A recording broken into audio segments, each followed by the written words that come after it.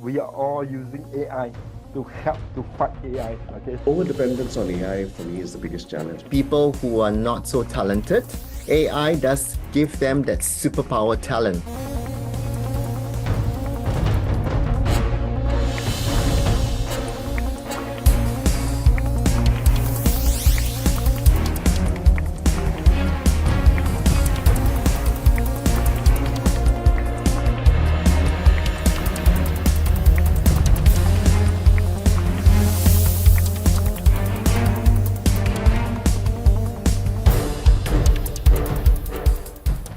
I'm Kanan Chandran, the publisher of StormAsia.com, as well as MAdSTORM-ASIA.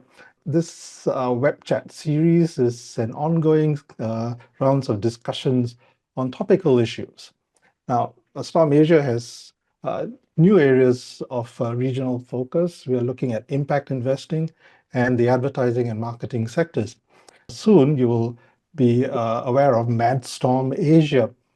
We are launching that by the middle of the year. And today's discussion is about the AI human collaboration in advertising and marketing. As long as people had something to sell, they had to tell you it was available, and therefore you would then go out and get it or not. Now, by a very short period of time, artificial intelligence has inserted itself into our lives.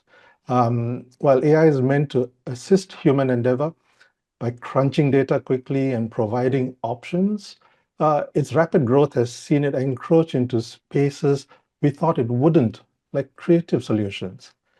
In the world of advertising and marketing, AI is revolutionizing how we understand audiences, personalize content, and optimize campaigns. But at the heart of it all, human creativity, strategy, and emotional intelligence remain irreplaceable. Or are they? We'll find out shortly. But at present, AI serves as an assistant and an enhancer. Things like chatbots, predictive analytics, automated ad buying, personalized content generation are helpful in marketing. Generative AI like ChatGPT, Midjourney, and Sora are used for copywriting, design, video production, and speeding up content creation. Now, in the near future, AI will be a strategic partner, co-creating and developing campaigns in real time. In the long term, of course, AI will be a fully integrated collaborator, operating with minimal human input. And I think while the benefits are obvious, especially to business owners, the downsides also exist. What does it mean for AI and human collaboration? So we've got panelists today who have experience in the advertising and marketing space, as well as in the security side of things, just to give us maybe a different take on how we can use AI in our lives. So we have Tay Guan Hin, who's the APAC Regional Director of the One Club for Creativity. He's a former creative chairman of BBDO Singapore as well. Guan Hin is well known in the speaking circuit. He is the author of Collide, Embracing Conflict to Boost Creativity. Dr. Pradeep D'Souza, who's a co-founder and creative partner at 928. Pradeep studied geology, but while cracking rocks, he also cracked open the power of imagination. And so he joined the world of advertising, which took him places, 2 countries, 9 agencies, 22 years, and numerous awards later, he figured it was time to start working harder.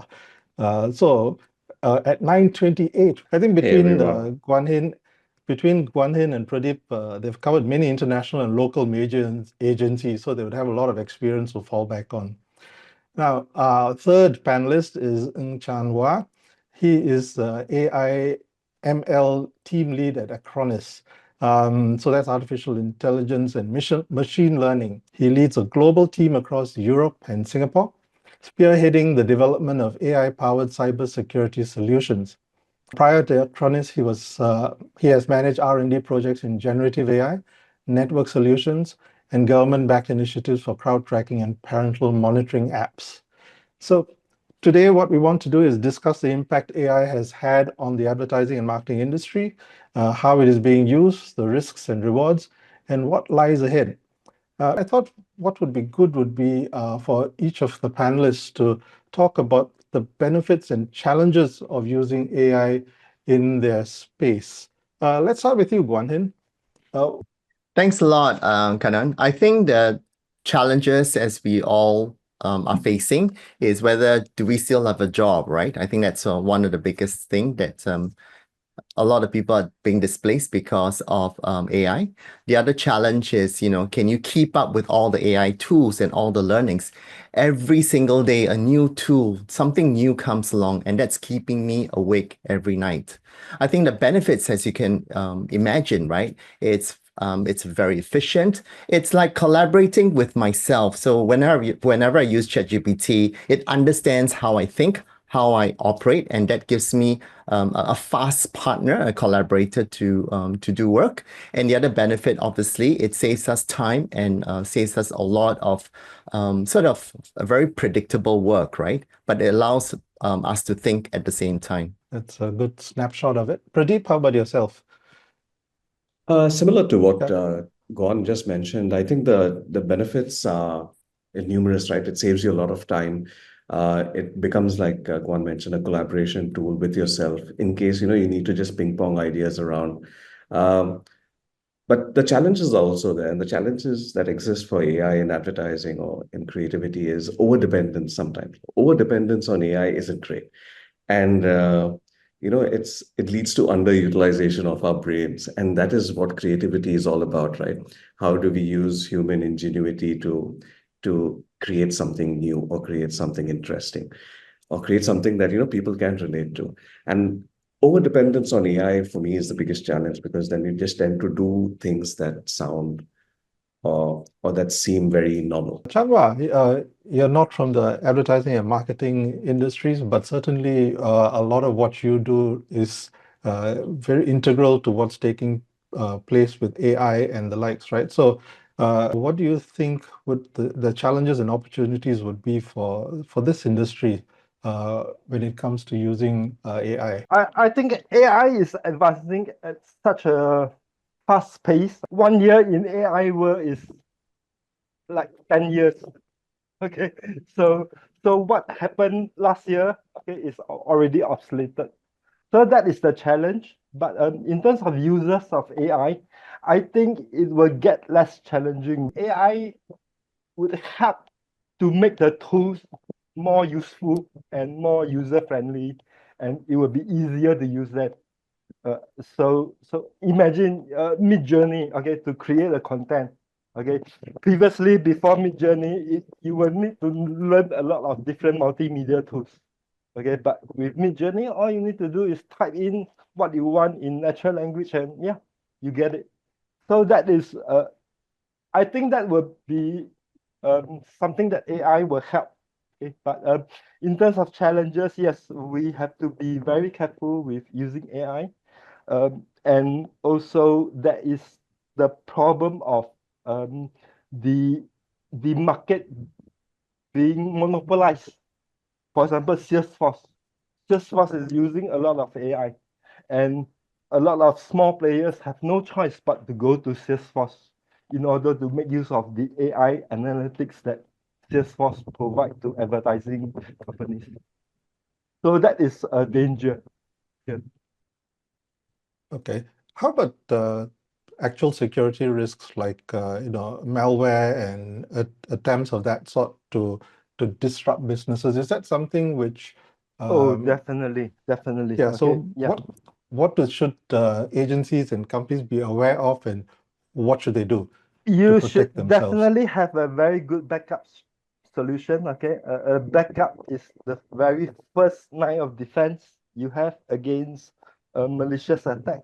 Okay, we will see more and more malicious attack. Okay, we will see people phishing. Okay, in fact, recently in Singapore, we just have a case where a woman just get phished $1 million from her company account. So you have to be very vigilant about this. Okay. But of course, in Akonis, we are, and in fact, most of the cybersecurity company vendors, okay, we are all using AI. to help to fight AI. Okay, so that is what we are doing actually. Okay, so how smart is AI in all of this? I mean, if you're using AI to fight AI, wouldn't AI figure out its moves beforehand and combat it somehow? Yeah. It's always something. It's always a police and thief kind of thing. Okay, yeah. Okay, so coming back to the AI and its utilization, what are some of the effective AI tools that Guan and Pradeep you've used in your work? So for me, I do use a lot of ChatGPT, Gemini, and also Claude. A lot of these tools do give similar ideas, but how they search for the answers is very interesting. I found that whatever tools you are actually working on, it's the prompts that makes a big difference. And sometimes, you need to understand how each prompt sort of works. So when you prompt for visual, you need to give a lot of details to achieve to what you're looking for. I think in today's world, it's not about learning one or two really, really well. I think you need to learn at least 20 very well. So there is an AI tool for just presentation. There is an AI tool now for just making movies. There's an AI tool for just writing, scripts. I mean, there are so many AI tools. I think the issue that I'm facing is which is the best one to use? And how do you not waste too much money? I remember spending, thousands and $1,000 to try. The free trials are great to test, but it doesn't allow you to experiment. So understanding the amount of the kind of tools that will help us to do the work is really, really important. So I use Gemini mainly because it's part of the Google Workspace, and it's integrated really well into everything from slides to meetings. It can take notes and summarize things for you. So Gemini works really well for me. At the same time, I also use ChatGPT a bit and Midjourney quite a bit as well. Like Juan mentioned, the prompts have to be really, really good, especially when you're looking for something in images and copy as well. But especially images, you can even go down to detailing the kind of lenses that you want. Where do you want the lighting to come from? And that is so technical to a certain extent. And but you get a better quality image generated at the end of it. So it's worth it. So ChatGPT, I use it, just to sort of, like Juan mentioned earlier, to collaborate with myself and just, keep thinking about new ways of doing things. It's a nice tool. Sometimes there are limitations to it, but it's a nice way to start things moving or get the ball rolling. There's a hack that I use. So if there's a particular image that you're looking for, and you can find through, I guess, Google or, and once you have that image and you want to change stuff, I would take that image and go through Midjourney and ask for a reverse prompt.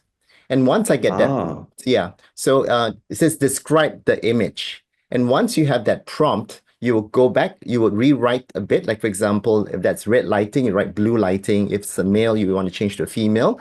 And it gives you exactly what you're looking for. So when you find the image you like, do a reverse prompt and then, feed it back to Midjourney. And then you will get something similar, but something to your liking.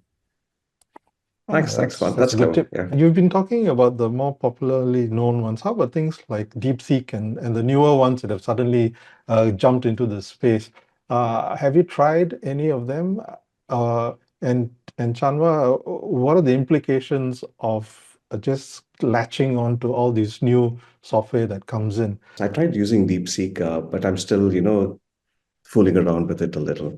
But, like Juan mentioned, there are so many new apps that come out every day. Trying to keep abreast with it, sometimes I think is counterproductive. You need to sort out what app works best for you and just focus some time on learning that app a little better so that it can generate a better result for you. But, being too open and sort of doing everything sometimes is counterproductive for me. If you notice, Canva is linked into your LinkedIn. Canva is also does AI.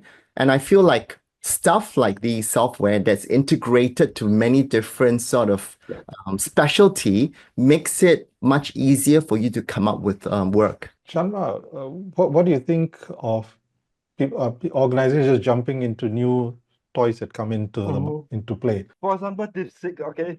The main difference between DeepSeek and previous ChatGPT or Claude or Gemini is that DeepSeek is what we call the reasoning model, whereas the ChatGPT, Gemini, Claude is what we call the chat model. Okay, so with chat model, you need to be very specific with your prompting and all this thing. But reasoning model is totally different. Okay, it is trained to do reasoning. So it doesn't really need a lot of prompts. Okay, you just state what you want, okay, and the reasoning model will do its internal reasoning to figure out what it needs to do in order to achieve your requirements. Okay, so yeah, reasoning model is going to change a lot of this kind of AI things. It's also got ChatGPT has now got reasoning though. Yes, yes.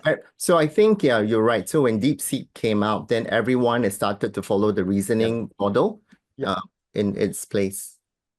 Exactly. Yeah, it's also impacted the value of the original like ChatGPT and all, because DeepSeek was started with a much smaller budget and didn't require all the other funding so it's taken away some of the monopolistic aspects of the original players, right? Which is good because it opens things up.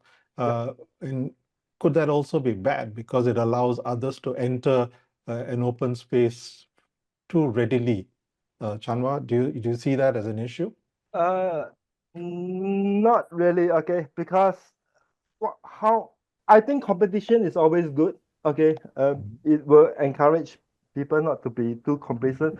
In the example of ChatGPT, okay, rumors are that they have the reasoning model 1 or 2 years ago already. Just that they have no motivation to push it up until this came along. Then they have no choice but to come up with their O1, O3 model, which are the reasoning model, and also very recently they launched the 4.5, ChatGPT 4.5. So I think this is a good thing. Yeah. So they were pushed to market stuff they already had quicker. Yes, exactly. Right? The benefit for the consumer. Yeah. Not necessarily for themselves. Okay, so when it comes to your clients, Guan and Pradeep, how do they view agencies using AI to do the work? Actually, our clients are quite open to AI. They're very interested in AI. They want to see how AI can be used. For one of our clients, we actually used AI to optimize the process of changing imagery and showing them in another, aging them a bit. And that was done in like less than 30 seconds because of AI. And it was interesting because people could actually see immediately how things might look for them in the future. So the clients are very open to AI. They're also open to you using AI to optimize processes, workflow processes, or they also want to integrate AI into some of the ideas that they're doing that you show them. So I think clients are very open, and that's good. The issue is how much or what can AI do in an interesting way to make their lives and our lives better. It shouldn't just be used for the sake of using it, in my opinion. The use of AI right now is still very conceptual stage. When we come out of conceptual sort of designs or conceptual illustrations, it's still in production prototyping stage. And I think it's really important to be transparent with the clients, right? Because now sometimes we want to hide it because we want to show how good we are. At the same time, I think if everyone is using AI, it becomes the norm, right? Like the handphone. So the use of AI in terms of our production of thinking is important when we brainstorm for ideas. I think like what Pradeep spoke about, but AI sort of gets you from say 0 to 50, but we still need human intelligence to go from 50 to 100 because we still need that special human touch. We still need that special twist that hopefully hasn't been done before. As I think as what Pradeep is saying, a lot of the work that AI generates as the first idea it's things that has been done before, and they're sharing with you the data is collected and reformatting so that you can kind of see what's out there, but it might not be as original as what the clients or you are looking for. So I think you need to push that extra step. The other thing about images, I think we sort of spoke about, obviously a lot of images is copyrighted, and obviously maybe it's stolen from different artists. So Shutterstock, for example, has this thing called ethical AI, where they use, generative AI from their existing stock photographs, and they will pay their artists and their photographers certain percentage. So I think we need to be really responsible when it comes to generative AI, understanding where it comes from and how we're going to use it. It speeds things up. It makes your processes more efficient. Yep. Now, can clients then come back and say they want it cheaper because you got so much assistance, you can get it done quicker? Or does this allow you to go and get more work?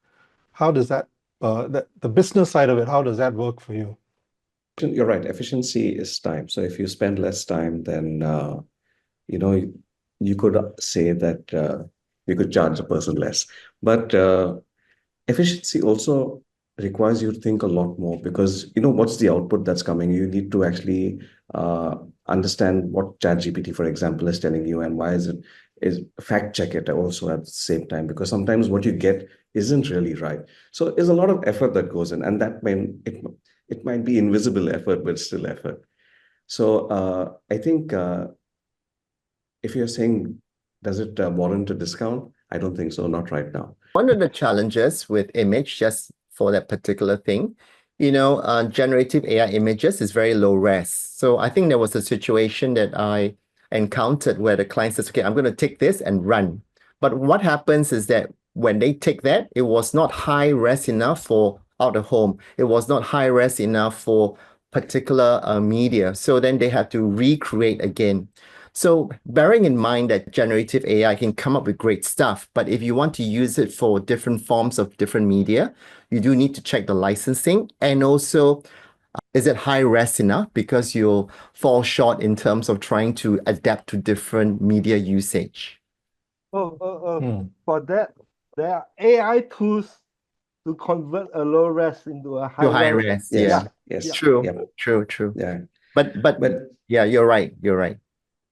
So this just begs the question I mentioned earlier about the near future concept, and then the long-term aspects of it.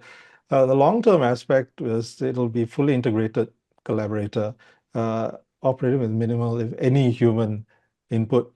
So it's almost as if a client could be tapped into your agency, just key in what they want, send it through, and it gets done and delivered. Do you see that as a likely scenario? And if that is so, then what's it going to do to people who you used to employ to do the various steps? One, Yeah. you said right at the start, it was about, will I still have a job? And in this scenario, you may not have a job.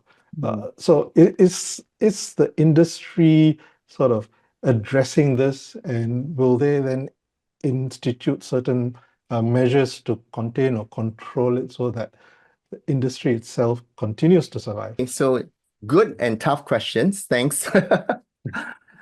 Okay, I'll paint you a metaphor. So now I've got a joke. So, I mean, we have a script of a joke, right? And I given to the three of you. What happens is that maybe the three of you, when you tell me the joke, it's not very funny. So everyone might have the basic tools, but how you use the tools that's where the magic comes in. And for example, so just going with my metaphor, right? So when you tell a joke, there is this timing, there is this punchline, there is the way you tell it. So all the tools that we have in our disposal, it does take a special kind of human to be able to get the best out of the tools and to feed the right prompts to get to the great result. So without that, it is still a tool. Yeah, I mean, a pen is still a pen until the pen writes something really, really important. Yeah. Only difference is this pen actually does put out stuff without you having to hold it necessarily. Correct. So you need But to then, key in something, sure. Correct. But I think, I mean, coming back, right? So if you write the same prompt as all the other agencies, yes, everything will be very similar. And that's where I think the human intelligence, our storytelling, the way we come up with the ideas needs to be still integrated at the last bit. So when I talked about, AI taking over our jobs, I feel that for the mediocre and jobs, especially when you are starting to be a writer, I think those would disappear. But it's still important to be abreast in our skills so that we have to learn lots of new skills to be able to stay on top of everything else. The way I see it, AI is like Lego blocks. And you can build whatever you want with Lego blocks, but to build something really unique, something that really stands out, you need human ingenuity. Because otherwise, if you ask AI to build Lego blocks, it'll just give you blocks, these structures, these very normal structures. And if you say, oh, make it interesting, it'll probably make it a little interesting. But, if you give it to a human mind and you say, like create something really interesting out of that, and he can really take it places then, or he or she, because, they can make it look very interesting. They can probably something that you haven't seen before. And that's where I think, like Juan mentioned earlier, AI can take you from 0 to 50 really fast. But from 50 to 100, you need a human mind, you need human ingenuity. Take it further, to push it a little more, to make sure it's a little different, to make sure that it's interesting, to make sure that people can relate to it. See, because there are so many things in advertising that we look at, right? There's insights. So, what is the insight that is going to actually connect with your audience? AI can give you a ton of insights, but which one is the right insight? I'm not sure AI knows how to do it. Can AI do a tactical ad? Sure. But if it comes to, creating insights to show you why you should want to buy something, then I don't know whether AI will be able to choose it right now, at least. Then there's ideation, and then there's execution, and what's the best way to execute it in a way that actually makes people pay attention. So all these things, they're details, right? And the devil is in the details when it comes to advertising. So yeah, that's what I think about AI and the future of advertising. So it sounds like a lot of the initial aspects of what you do can be managed by AI. So it would likely see a streamlining of how you run your operation, fewer people. Yep. Does that also mean there will be fewer people trying to enter your industry because they see, oh, I've got to be at that level to get in. Why bother? That's Let a me good go do point. something else. So would it work as a hindrance to continuity of your business and the industry itself? Ever since the beginning of time, right? Everything has come and transformed. I mean, the industry age, the age of internet, the age of social media, the age of handphones. I mean, every new technology has come and transformed the way we live, and we have adapted our lives to it. I think this particular one in AI is what Chanwa said. It's much faster. It's more intelligent. So I think the speed and the intelligence is what we really need to keep up. So while all opportunities will be gone, new opportunities will come out, right? So I think new jobs like AI generalist, AI specialty, AI sort of AI consulting, those jobs will come in. So I do realize that the tools, the skills we have to change really quickly. But like I said, I mean, AI is like like a pen, like a brush, right? But how we use this brush, it depends on each individual to turn it into a masterpiece. We need to adapt as an industry, and I don't think we can stay the same with AI coming into the picture. Job roles might change, job titles might change. Talent will keep coming in.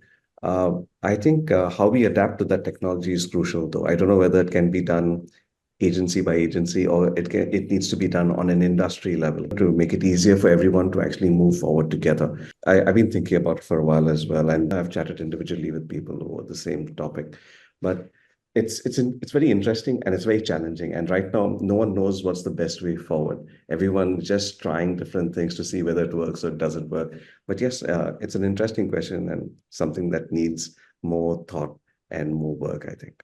There's a lot of media people who are not so talented, AI does give them that superpower talent. So, I mean, if you look at YouTube, people are making tons of money with AI. So I spent about 3 years to 4 years writing my book, right? And without the use of ChatGPT. And now, like thousands and millions of books are produced every single second and being sold in Amazon as an ebook. So I think people have exploited AI in a way that helps to benefit them. In some ways, we have to also reinvent ourselves to see how AI can leverage the things that we do. I think that's key because if we let AI to control or to scare us into our old jobs, then we'll be obsolete. Yep. True. Does this force you then to redefine creativity within your industry? End result may be somewhat similar, but the process has changed. You've got a lot of Yes. Technology in that creative process. It's a different sort of creativity, but it's different, right?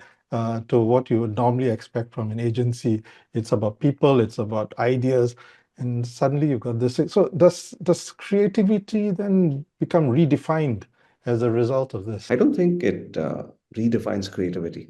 I think it redefines processes. But creativity is still the same. It's all about ingenuity and coming up with fresh ways of, solving problems. So I think creativity as a process, creativity as an idea is the same. But processes change, definitely. Mm. So, I think when it comes to roles, if you don't mind talking about the, say, creative department, so we used to have art directors, copywriters, strategists, and the whole system. Yeah. I think now with AI, people who just write copy will be obsolete. People who can art direct will be obsolete. What we're looking for is AI editors. So what AI gives you are things that you can choose and you can put together. So people who follow instructions will be obsolete, but people who can think will be saved. People who do predictive, repetitive work would be replaced, but like what Pradeep said, creativity is but finding something new. So I feel that the roles are changed based on the tools we're given, and we need to rise above it. I just wanted to also try and get a sense of how this whole AI is being accepted in the industry regionally, in Asia, for instance, right? Is it sort of somewhat consistent in terms of how it's being used, or are some places ahead of others and others still lagging far behind? From a regional market point of view, I think AI is generally being used everywhere. The take-up may not be as high as compared to a place like Singapore, but people are experimenting with it. Brands are trying, to do something interesting with it. So the level of take-up might be different, but I think everyone's sort of exploring. To be honest, we haven't done a proper study, but in the One Club for Creativity, in terms of award submission, now we have a category specialized on generative AI. I guess it's a global issue, right? I mean, we're evolving in such a rapid pace that I feel like people who adapt to it much quicker will evolve. Besides the creative side of things, how else can marketers tap on AI for other aspects of marketing like account servicing, strategy planning, post-campaign evaluation, etc.? I mean, there's so many AI tools, right, that actually writes you proper brief. So there's another company I've been speaking to called Gimify, and it does, it's like a mini agency using AI. And they do stuff from strategy all the way to planning and post-evaluation. So I think it's about finding the right tools that suit what you're looking for. At the same time, see, AI can also do so many other things like optimization from a marketing point of view. When it comes to putting digital banners out, changing copy based on where it is used and how it is used. AI can do that in the background to make sure that there are many variations of copy and ads that are pushed out. AI can also do post-campaign analysis of, what are the things to note after a particular campaign, what's worked, what hasn't worked, why it didn't work, and, what's the next step for that. It can all be done so much faster with AI. So, and obviously AI is good at data. So if you have a lot of data, AI can actually crunch that down and make sure that it can give you good findings out of that data. So there are a lot of ways that AI can help us in our agencies and for marketers. It just, like one said, if you find the right tool, you can use it well. Okay. I like this question about weirdest experience that you've had using AI. Generally, in the beginning, okay, when you is especially bad in creating humans. Okay, so you can see humans with 7 fingers or things like this. Okay, and the way the limbs move, it is totally unnatural and stuff like that. Yeah, that's the problem with earlier versions of Gen AI. But it's But you getting don't see better. that now so much, right? Yeah, it's getting much better. Okay. This is when it just came out. I was trying to fool around with ChatGPT, one of the earlier versions, and I kept asking it many questions. Eventually, it just hung. It just stopped responding to me, and it says, like maybe I don't know what you mean by that, or I don't have any response to that. And I said, oh, but I thought this is supposed to have a response for sort of everything. But yeah, it just stopped after a while. You brought this up quite interesting. So, did you know that with ChatGPT, when it first came out, I'm not sure whether they fix this problem. The more you keep asking, the more they become quite confused. Yeah. Yes. And yes. there is this thing that you have to type, like take a break, or you have to do something to restart it, and then it'll refresh itself. Yeah. I shut the window and I started it again. Yeah, correct. And KitKat a few months ago came up with an ad. That's clever. You have to type. That's clever. So they use ChatGPT's algorithm or something, and then they text it. So yeah, I have the same problem too. So whenever we for example, give me 5 ideas, give me 20 ideas, give me 10 ideas, the ideas become weirder and weirder, and it becomes worse and worse. Yeah. So for me, the weirdest example is when I requested, I mean, this is something that we probably do it secretly, but we don't tell anybody. It says, who is Tae Wan Hin when I first started, right? And then this Mrs. Tae Wan Hin is a very famous chef, or I could be the owner of a tire shop. So I think it's interesting back to, having the right prompts to be able to get to the right answers, because with a very general prompt, you get weird answers. The next question is, setting aside the rapid pace of AI advancement, how can we even fully exploit the potential of present SOTA, state of the art? Maybe I can comment on Yeah, this. please. Okay? Come. Yeah. Please do. Yeah, throughout the session, we have been focusing on generative AI. Yes. But AI is a big thing. Okay, for this question, okay, we can actually use AI to do a lot of automations. Okay, for example, you do your purchasing in advertising slots. Okay, this can be decided by AI based on the feedback it gets from the previous advertising campaign. Okay, it automatically analyzes it, how is the conversion rate. Okay, then it decide on how to purchase what kind of advertising slots, and how to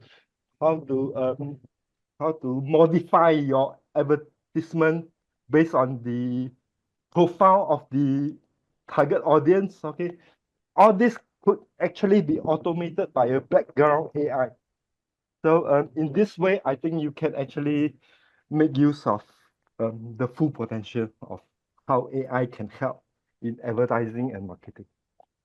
Okay, so I think part of it is also making use of the tools that are in existence at the moment, keeping an eye on what's coming to see where you might be able to make full use of that, a new thing that might come up, or an innovation within an existing space which may come up, which will help you, improve efficiency or deliver a better product, right? With all of this going on, maybe as a final question, could I ask from each of you, what does the future look like with AI in play in your space? For me, the future will be a group of people, which I mentioned, AI generalists. But okay, I mean, it's going to contradict myself. It's generalists because they need to know all the tools, but they need to be specialized in some things. I'm looking for people that knows these tools well enough to get the job done, and how they use it is something they'll look in their portfolio, or look in terms of their final product. Because listen, everybody can use AI, but if the final product sucks, I mean, I'm not going to hire that person. So the end result will still be, we're still looking for creativity, innovation in whatever we do. And these AI will become invisible in some sense if the tools are used in such a way that it's seamlessly integrated in how we think. That's what we're looking for. And these are the people that will evolve in the future. It would be exciting because if you think about it, any change that is there is always good. It's exciting because with change, then you progress, you move ahead faster. So I think the whole idea of AI coming in and changing creativity and changing marketing or optimizing it is interesting. And it's very exciting as well, because then you're trying to see, the young people that are coming in, how would they use AI to actually create new things? The older people that are already in the business, how are they optimizing their workflow with AI, and how are they creating new things again?